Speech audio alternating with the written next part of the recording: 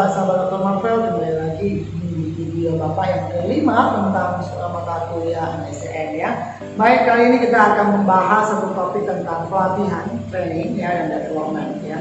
Nah, ada hal-hal yang masih kita perhatikan ketika kita memberikan pelatihan.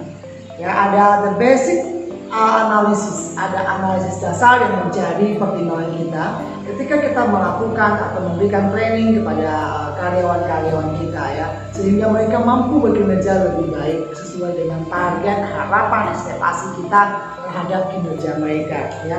Nah, ada disebut dengan ADI ya, the basic analysis, design, development, implement, evaluate, training process model, di mana yang dimiliki oleh expert di dalam memberikan training gitu ya. Yang pertama adalah analyze the training need. Kita harus menganalisa dulu ya bagian ini bagian MSCN ya, pekerjaan bagian MSCN di sektor atau bagian pemberian training atau pelatihan.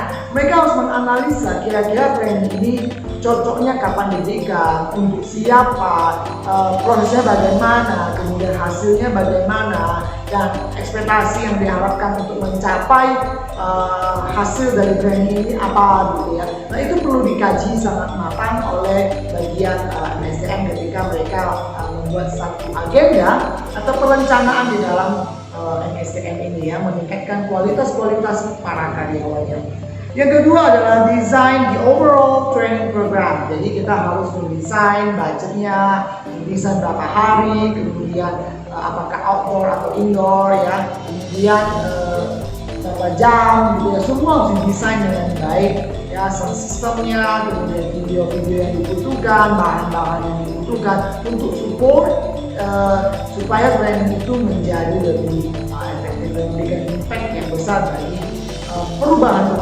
karyawan. Yang berikutnya adalah develop the course actually ya, bagaimana kita mengembangkan materi-materi kita. Contoh, kalau kita sudah sering memberikan pelatihan di karyawan-karyawan sebelumnya, nah kita kembangkan kira-kira dengan perubahan tantangan zaman ini apa yang harus kita lakukan, apa yang harus kita berikan gitu ya. Materinya mungkin perlu di-upgrade gitu ya, mungkin studi case-nya juga harus di-upgrade gitu ya. Kemudian mungkin games ya yang kita lakukan supaya mempraktekkan hasil training kita itu mungkin juga perlu di-upgrade gitu ya. Karena di dalam training ini tidak hanya seperti seminar ya atau seperti pidato saja, namun kita melibatkan semua trainee gitu ya, orang-orang yang terlibat di dalam pelatihan itu supaya mereka merasakan praktek langsung dari apa yang kita sampaikan sebagai seorang trainer gitu ya. Nah, berikutnya adalah implement training by actually training ya, the targeted employee group using method such as on the job or online training ya. Nah, ini bicara tentang teknik. Bagaimana teknik training itu kita lakukan ya, bisa on the job, bisa off the job, bahkan bisa menggunakan online training ya. Online training itu kalau misalkan kita nggak sempat atau mungkin jarak karyawan kita jauh ya, misalnya di cabang-cabang di luar Jawa atau di luar negeri gitu ya. Nah, kita bisa menggunakan online facility gitu ya untuk melakukan pelatihan kepada mereka. Ya, kalau yang on the job mungkin kalau mereka yang tidak dekat dengan perusahaan di mana mereka akan melamar bekerja atau mereka bekerja ya, sehingga mereka bisa langsung dilibatkan pekerjaan tersebut. Dan bahkan off the job training ya, mereka hanya dikasihkan pengarahan, pelatihan, pemahaman, jadi mereka tidak praktek langsung, itu namanya on the job training ya. Yang terakhir adalah evaluate course effectiveness. Jadi kita harus menilai kontribusi atau hasil dari efektivitas materi yang kita berikan, sehingga ya bisa mampu memberikan spirit, motivation gitu ya kepada karyawan kita lebih lagi sehingga memberikan kinerja dan kualitas yang lebih baik. Nah, training yang kita berikan itu juga harus bersifat strategi. Artinya ketika kita memberikan pembangunan secara kemampuan ya, training itu kan kita meningkatkan kemampuan karyawan kita ya, memberikan mereka new experience, new knowledge, new skill gitu ya.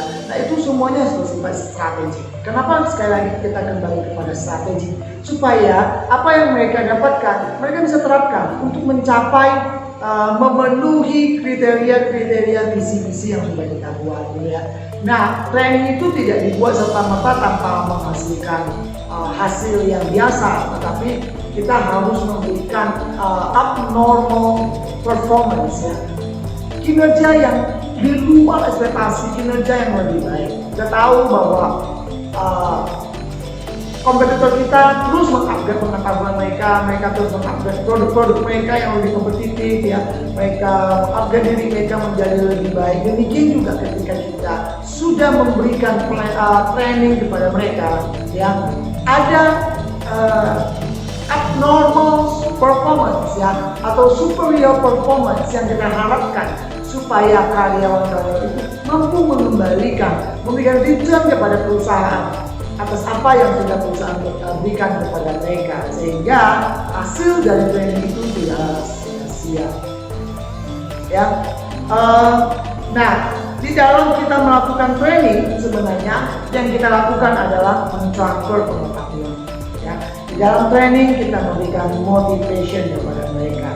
Jadi sebenarnya inti dari training itu adalah bagaimana kita menyalurkan tadi saya katakan new case, new information, new knowledge kepada mereka, dan bahkan kita memberikan motivasi kepada mereka untuk bekerja lebih baik lagi ya. Nah, baik, saya rasa itu saja yang bisa Bapak sampaikan di dalam training and development ini, meskipun banyak gitu ya. Saya rasa ini bisa cukup memberikan kontribusi kepada kalian.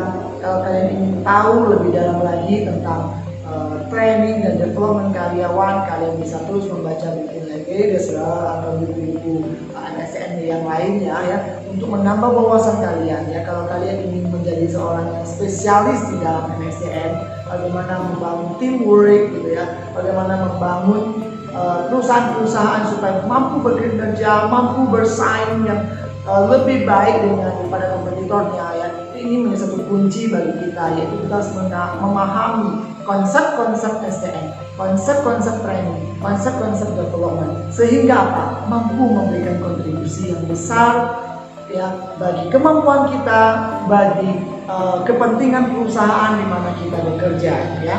Jadi terus upgrade diri kalian, karena video Bapak ini sangat terbatas ya, karena terbatas oleh waktu juga ya. Jadi saya harapkan kalian mampu dan mau meningkatkan kemampuan kalian. Semoga video yang singkat ini mampu memberikan gambaran pengetahuan awal kalian mengenai apa itu training, apa yang kita bahas, apa pentingnya training, bagaimana melakukan trainingnya supaya menghasilkan superior performance, kinerja yang luar biasa daripada karyawan. Ya, kiranya video ini banyak bisa membantu kalian semua, dan Bapak terus ingatkan lagi, tidak bosan-bosan ya untuk subscribe video Bapak, kemudian share, kemudian komen, ada yang ingin apa yang Bapak review, ingin Bapak sampaikan ya, ada pertanyaan-pertanyaan juga boleh kalian sampaikan di video Bapak ini, dan jangan lupa untuk bunyikan tanda lonceng supaya ketika ada new video bisa muncul notifikasi sehingga kalian bisa nonton dan tidak ketinggalan video, dan terus upgrade video Bapak ya. Dan sampai di sini yang Bapak sampaikan.